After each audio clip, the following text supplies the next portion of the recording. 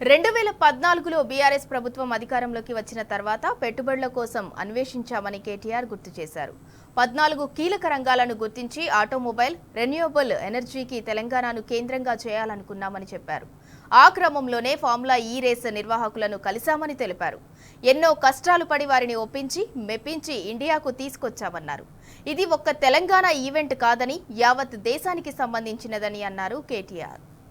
Government తెలంగాణలో ఇక్కడ TRS government BRS government ఏర్పడిన తర్వాత 2014లో మేము చాలా ఆలోచన చేసినాం. ఏ సెక్టర్స్లో మనం పెట్టుబడులు ఆహ్వానించవచ్చు, ఏ రంగాల్లో మనం విస్తృతంగా తెలంగాణ ప్రయోజనాలను కాపాడవచ్చు.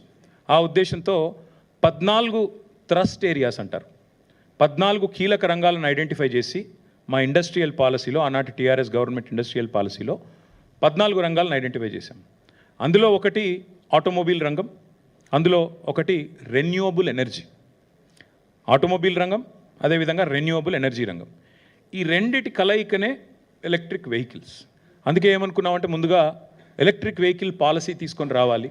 భవిష్యత్ అంతా కూడా ఎలక్ట్రిక్ వాహనాలది అవుతుంది. ప్రజలు ఈ కాలుష్యంతో సతమతం అవుతూ ఉన్నారు. ముఖ్యంగా ఈ వెహిక్యులర్ పొల్యూషన్ ఏదైతే ఉందో మనం చూస్తూ ఉంటాం. ఎప్పుడైనా బండి మీద పోతుంటే ముంగట బస్సు గుప్పమని ముఖం మీద పొగ కొడితే ముఖం అంతా మసైపోతుంది.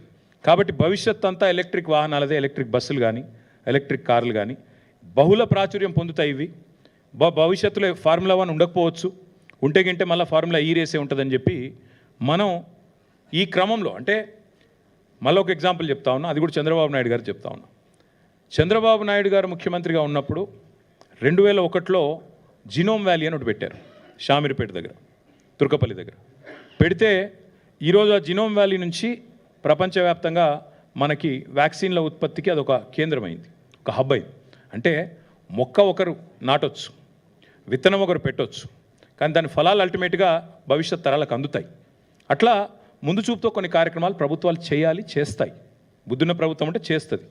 మేము కూడా ఏమనుకున్నామంటే తెలంగాణలో కేసీఆర్ గారి నాయకత్వంలో ఆటోమొబైల్ మరియు ఈ రెన్యూవబుల్ ఎనర్జీ, ఎలక్ట్రిక్ వెహికల్స్, దీనికి తెలంగాణ భారతదేశంలోనే కేంద్రంగా ఉండాలి అనే ఎజెండాతో ప్రయత్నాలు ప్రారంభించే క్రమంలో స్టడీ చేశాం. చెన్నైలో ఒక ఆటోమొబైల్ కేంద్రం ఉంది, అక్కడ చాలా కంపెనీలు, ఫోర్డ్ లాంటి కంపెనీలు మ్యానుఫ్యాక్చరింగ్ పెట్టాయి. అట్లాగే పూణేలో కొన్ని ఆటోమొబైల్ పార్ట్స్ తయారు చేసే కంపెనీలంతా కూడా అక్కడ ఉన్నాయి.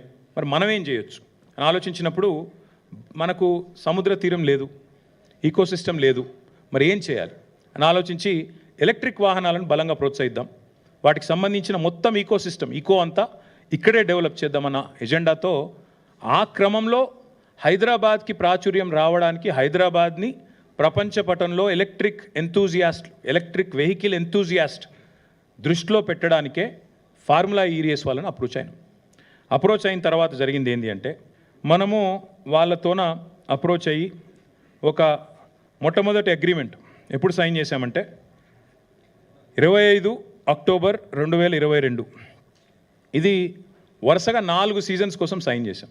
ఇదేదో రేసు కోసమో, రేస్ నుండి వచ్చే గ్లామర్ కోసమో చేసింది కాదు.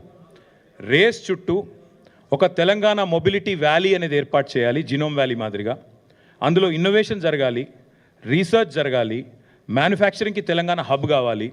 ఎలక్ట్రిక్ వాహనాలకు భారతదేశంలో అడ్డా ఎక్కడుంది అంటే తెలంగాణ ఉంది అని ప్రపంచం మాట్లాడుకోవాలి. ఇది మా ఎజెండా. దానికోసమే ఇదంతా కూడా చేసి మేము ఫార్ములా ఈ వాళ్ళతో సంప్రదించి వాళ్ళు రామన్నారు. ముందు మాకు ఇండియాలో ఫార్ములా 1 గతంలో చేదు అనుభవం ఉంది కాబట్టి మేము రాము, ఇండియాలో ఇన్ఫ్రాస్ట్రక్చర్ ఆ స్థాయిలో ఉందా అన్నారు.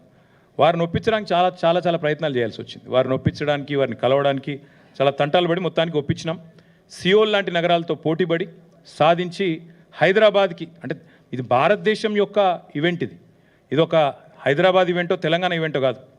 Formula E was coming to India, and incidentally we were able to get that to our state and our city, Hyderabad. 25/10/2022 రోజు మనం మొట్టమొదటిసారి వారితో ఒక అగ్రిమెంట్లోకి ఎంటర్ అయ్యాం. Between municipal administration department from government of Telangana and వాళ్ళ వైపు నుంచి ఫార్ములా ఈ వాళ్ళు, అదేవిధంగా ఒక ప్రమోటర్. ఎందుకంటే ఈ రేస్ జరపాలి అన్నప్పుడు కొంత ఖర్చు అవుతున్నప్పుడు ప్రైవేట్ వ్యక్తుల్ని భాగస్వాములు చేసి వాళ్ళకు కూడా అడ్వర్టైజింగ్ రైట్స్ ఇచ్చి, ఎందుకంటే 50 కోట్ల మంది చూసే రేసు ఫార్ములా ఈ, కాబట్టి వారికి కూడా ప్రాచుర్యం కలిగే విధంగా, వారికి కూడా లాభం కలిగే విధంగా అడ్వర్టైజింగ్లో చేయాలని చెప్పి అట్లా ప్లాన్ చేసి మొత్తానికి ఏఎస్ జెన్ అనే ఒక కంపెనీ, గ్రీన్ కో అనే కంపెనీ ఉంటుంది, దాని సబ్సిడరీ, వాళ్ళతోన మనం అగ్రిమెంట్ చేసుకున్నాం. మొత్తం అన్నీ క్లియర్గా రాసుకున్నాం. అగ్రిమెంట్లో ఏం హేరాఫేరీ లేదు. ఒకవేళ గొడవ అయితే ఎడుకోవాలి, ఏ కోర్టుకోవాలి, ఏ ఆర్బిట్రేటర్ కోవాలి, అవన్నీ కూడా అలా రాసుకున్నాం. రాసుకొని ఇది 22 అక్టోబర్లో మనకు ఒప్పందం అయింది.